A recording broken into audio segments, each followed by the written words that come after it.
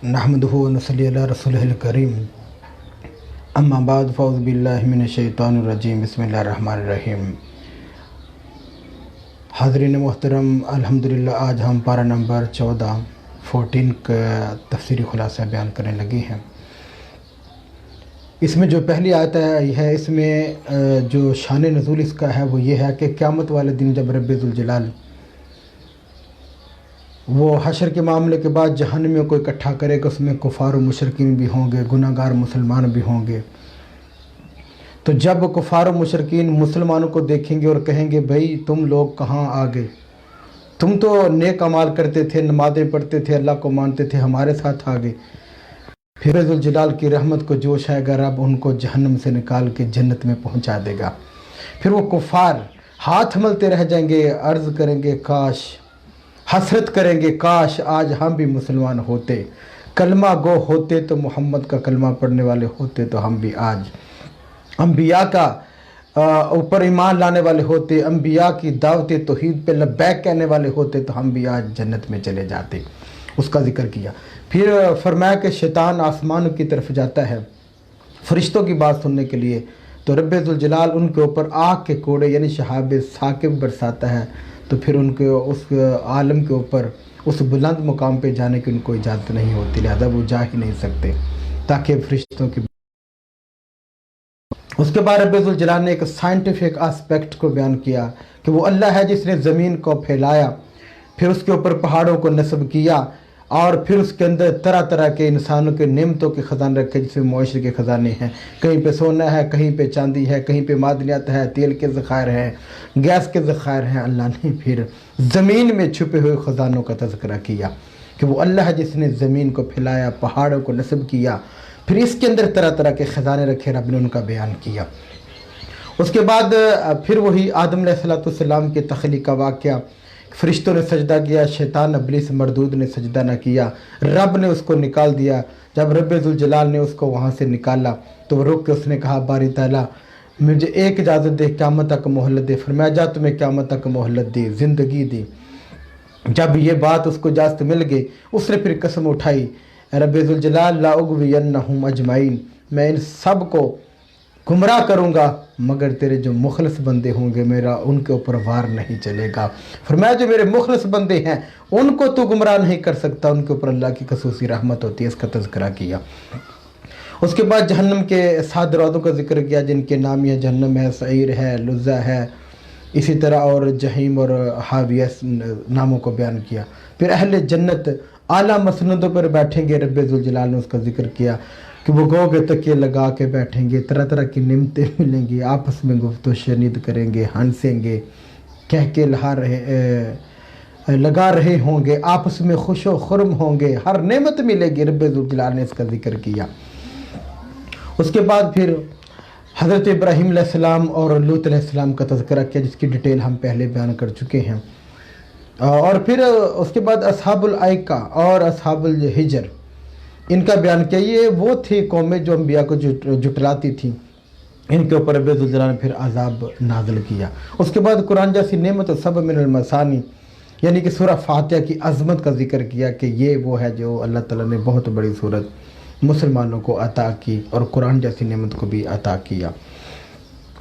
फिर उसके बाद रब्बे ज़ुल जलाल बहुत ही प्यारा एनिमल्स के हवाले से बयान करता है कि मैंने छुपाओं कोई पैदाइश जो ज़मीन पे जो हैं वो पैदा किए, छुपाए जानवर पैदा किए, किसके लिए? इंसानों के फ़ायदे के लिए। इंसान इसे तरह तरह के फ़ायदे लेता है, कहीं पे उसकी खालों से और उसकी ऊन से अपने लिए सर्दी से बचने के लिए साजो सामान बनाता है। इशारा लेदर जैकेट की तरफ है और गर्म कपड़ों की तरफ है। इस तरह गर्म लिबास जो हम सर्दी में पहनते हैं उनकी तरफ इशारा है। फरमाया कि फिर ऐसे भी हैं जानवर जिनका ये गोश्त भी खाते हैं, उन पे सवारी भी करते हैं, अपनी मंजिलों तक पहुंचते हैं। अगर इनको खुद जाना पड़ता ये ना जा सकते, मगर मोहम्मद मुस्तफ़ा के खुदा ने इनके लिए वो बनाए। तो ये जन्नत की नेमतों से तो माला माल होंगे, दुनिया में भी रब्बे ज़ुल जलाल ने ऐसी नेमतें अता की हैं कि ये हर तरह की नेमतों का इस्तेमाल करके रब्बे ज़ुल जलाल की बारगाह में शुक्र अदा करते हैं। अल्लाह इनको और नवाजता, इसका जिक्र किया। फिर फरमाया अल्लाह ने ज़मीन पर तरह तरह की नेमतें इनको दी हैं, जैसे फल है, इसी तरह की और नेमतें हैं, उनका जिक्र किया। फिर समुद्रों की नेमतों का जिक्र किया कि देखिए समंदर इनके लिए मुसख्खर कर दिए, उन पे कश्तियाँ चलाता है, बहरी जहाज जैसे आज हम टर्म में कहते हैं, उस तरह के बड़े बड़े मिसले कश्ती, यानी कि इशारा तो इधर ही है कि इस तरह की चीज़ों को उसने चला के समंदर की मौजों को मुसख्खर कर लिया। फिर समंदर से अपने लिए ताज़ा गोश्त निकाला, मछली वगैरह का, अपने ज़ीनत व ज़िबाश का चीज़ें निकाली, इसमें गूंगे हैं, सीपियाँ हैं और इस तरह की चीज़ों को निकाला, अपने इस्तेमाल में लेके इंसान ने बहुत फ़ायदा हासिल किया। ये सारी नेमतें रब्बे ज़ुल जलाल ने इनको अता की। उसके बाद फरमाया कि मअबूदा ने बातिला, जिसको ये लोग जिनकी पूजा करते हैं, क़यामत वाले दिन इनको कोई फ़ायदा नहीं देंगे। फिर ये गुमराह लोग जो थे, बड़े बड़े लीडर, इन्होंने अपनी कौमों को भी गुमराह कर दिया। फिर उनकी कौमें कमज़ोर लोग को क़यामत वाले दिन पुकारेंगे, हमें कोई फ़ायदा दो। वो कहेंगे आज तो अपनी पड़ी हुई है, हम कैसे किसी को फ़ायदा दे सकते हैं, अपनी जान छुड़ाना ही मुश्किल है।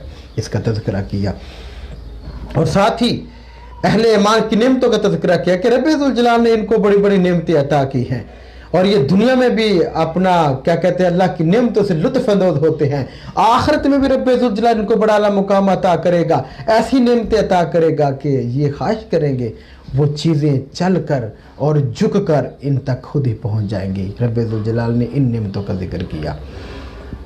फरमाया क़यामत के दिन हर नबी अपनी उम्मत पर गवाह होगा, हर कोई को अपनी कौम के ऊपर गवाह होगा, लेकिन मोहम्मद मुस्तफ़ा अलैहिस्सलातु वस्सलाम हम आपको तमाम पर फिर गवाह बना के पेश करेंगे।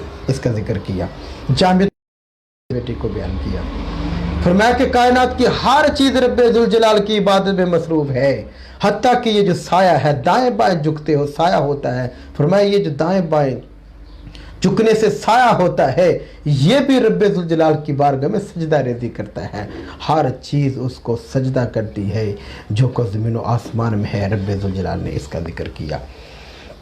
उसके बाद फरमाया कि कुफार मुशरिकीन की एक बहुत बुरी आदत ये थी कि वो मुशरिकीन अल्लाह के कुछ चीज़ों को अल्लाह की बेटियों की अल्लाह की तरफ मंसूब करते थे और अल्लाह की बेटियां उन्होंने बना रखी थी। उनका अपना हाल ये था, वो शिरक करते थे, फरिश्तों को अल्लाह की बेटियां कहते थे और शिरक ये करते थे कहकर उसके बाद दूसरा काम ये करते थे, किसी के यहाँ बेटी पैदा हो जाती तो उनके चेहरे काले हो जाते, उसका बोझ महसूस करते, बेटियों को जिंदा दरगोर करते, जुल्म करते थे।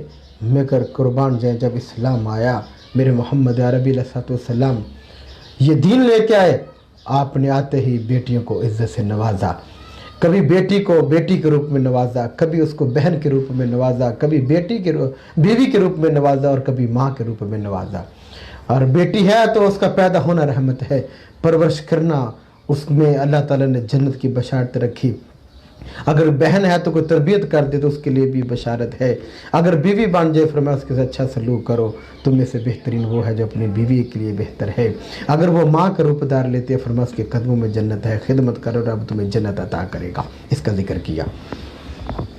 उसके बाद फरमाया अल्लाह की कुदरत की निशानियाँ तो देखो कि उसने जानवर चारा खाते हैं, उस चारे से उसके मैदे के अंदर बदबूदार रंगदार एक तो गोबर पैदा होता है, बनता है, फिर साथ खून बनता है।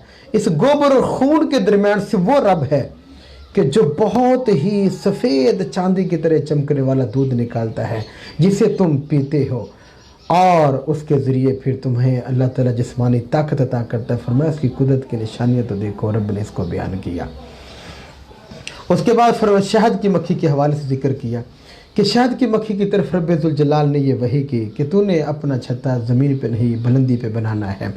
फरमाया जगह जगह अपना शहद रस तरह तरह की चीज़ों से, फलों से, फूलों से रस निचोड़ के लाती है और फिर आके शहद बनाती है। अब हदीस में आता है जब मक्खी से पूछा गया शहद कैसे बनाती हो, कि हालांकि रस तो कड़वा है जो फूलों से निचोड़ के लाती है, कहीं पे मीठा होता है मगर शहद तो इंतहाई मीठा होता है, बहुत ज़्यादा लजीज होता है, ये कैसे मिठास में कड़वे रस बदल जाते हैं। तो शहद की मक्खी जवाब देती है कि जब ये प्रोसेस शुरू करने लगती हूँ तो मोहम्मद मुस्तफ़ा पे दरूद पढ़ती हूँ।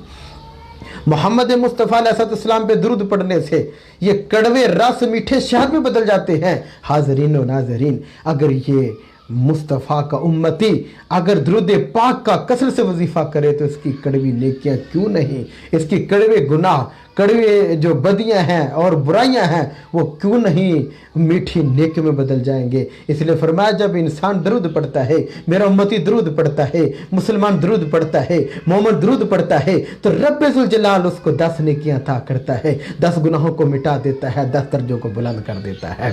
क्योंकि अगर दरूद पाक पढ़ने से कड़वा रस मीठा शहद में तब्दील हो सकता है, तो इधर भी दरूद पाक पढ़ने से कड़वी जो हमारी बुराइयां हैं वो भी मीठी नेकी में बदल सकती हैं। इसका जिक्र किया। फरमाया फिर छोटी छोटी मखलूक जो अपने बुलंदी पर छतें बनाती है, छपरे पर, दरख्तों पर, पहाड़ों पे अपने घरौंदे घर बनाती हैं, ये किसने शऊर दिया? ये रब्बे ज़ुल जलाल ने इनको शऊर दिया। इंसान इसमें तुम्हारे लिए निशानियां हैं, इबरत हासिल करो, इससे सबक हासिल करो। उसके बाद फरमाया कि एक बंदा वो होता है जो मजबूर होता है, वो गुलाम बन के रहता है, एक आज़ाद होता है जिसको अल्लाह सब कुछ देता है और वो अल्लाह अपनी नेमतों से अल्लाह के रास्ते में खर्च करता है। एक वो है गूंगा जो मालिक के किसी काम का नहीं है, मालिक उसे काम भेजे तो वो क्या करेगा, वो तो गूंगा है, इजहार नहीं कर पाएगा, बल्कि जो काम बेहतर था उसे भी ख़राब कर डालेगा।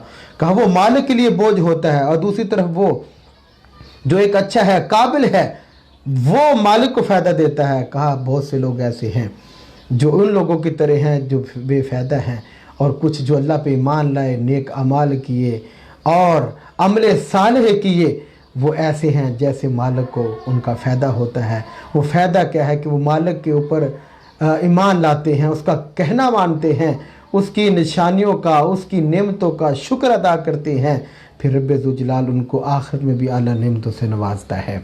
इस तरह दुनिया के मालिक के लिए फ़ायदेमंद होते हैं, आखिरत में अल्लाह को तो क्या ज़रूरत है, लेकिन अल्लाह उनको ज़रूर फ़ायदा देगा, उनको दुनिया में भी फ़ायदा और आखिरत में भी फ़ायदा होगा।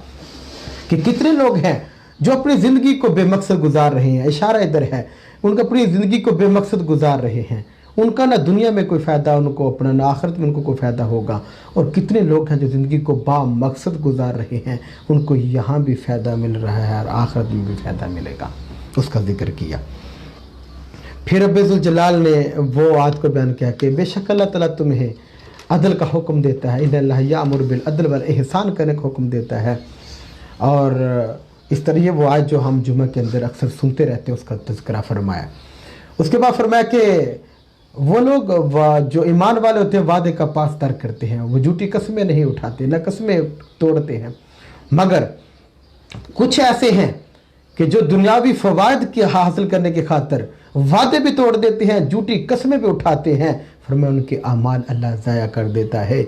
और मोमिन मर्द और औरत जो होती हैं वो नेक अमाल करते हैं, जब नेक अमाल करते हैं रब्बे ज़ुल जलाल उनको यहाँ भी आला मुकाम देगा, जब मर जाएंगे मरने के बाद उनको इससे भी बेहतर ज़िंदगी अता फरमाएगा, हयातन तय्यबतन, अल्लाह उनको इससे भी पकीज़ा ज़िंदगी कब्र में और अगले जहान में अता फरमाएगा। फिर फरमाया कि तिलावत कुरान जब करने लगो तो औज़ बिल्लाहि मिनश शैतानिर रजीम पढ़ लिया करो, इंसान को चाहे कि वो पढ़े। फिर फरमाया कि कुफार के सामने हमने कुरान का मौजज़ा पेश किया कि अगर हो सके तो इसकी मिसल लेके और ना ला सके, अगर नहीं तो फिर 10 सूरत इसके मुकाबले में ले आओ, ना ला सके फरमाया कोई एक सूरत ही ले वो भी ना ला सके, फरमाया कुरान का चैलेंज है, क़यामत तक कोई इस चैलेंज का मुकाबला ना कर सकेगा। फिर वही 4 चीज़ों का हुरमात कतिया का बयान किया कि तुम्हारे ऊपर एक मुर्दार हराम है, खून हराम है, लहम खंजीर हराम है, और जो गैर अल्लाह के नाम पे जानवर ज़िबा के जो वो हराम है, इसका तज़किरा किया। लेकिन मजबूरी की हालत में जब किसी की जान जा रही हो तो वो उतनी मिकदार ले सकता है जान बचाने के लिए जिससे जान उसकी बच सके, उसका जिक्र किया। फिर फरमाया कि अगर नादानी से कोई गुनाह कर बैठे तो वो मायूस ना हो, वो अल्लाह की बारगाह में तौबा करे।